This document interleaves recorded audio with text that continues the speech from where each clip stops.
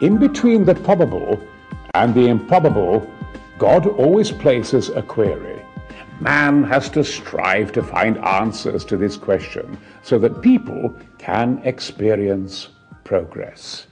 Behind Alexander the Great's every major thought or act, we must seek Aristotle. The young man had the opportunity to learn from the greatest scientist sage of the ancient world, who once told him, "The highest virtue of man involves the activity of the soul." Plutarch notes that Alexander fervently believed that a real king is one who conquers himself and not others. On every philosophical theory of Alexander's about man, the soul, and the world, Aristotle placed his own mark. It was he who planted in his student's soul that if he strives to conquer the peak will belong to him. In cultivating the soul, Alexander sought the peak.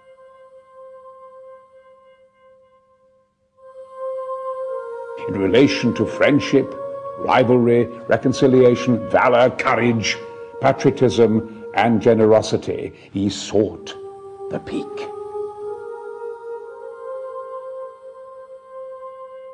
In his visions, his planning, his conquest of cities and states, in the dispensation of justice, in the demeanor of victors towards the defeated, and in honoring the dead, Alexander sought the peak.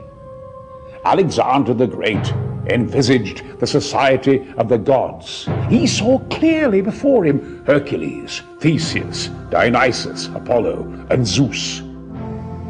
These ideals, the eternal ideals of the ancient world, activated within him the cosmic mechanism that united man with the divine.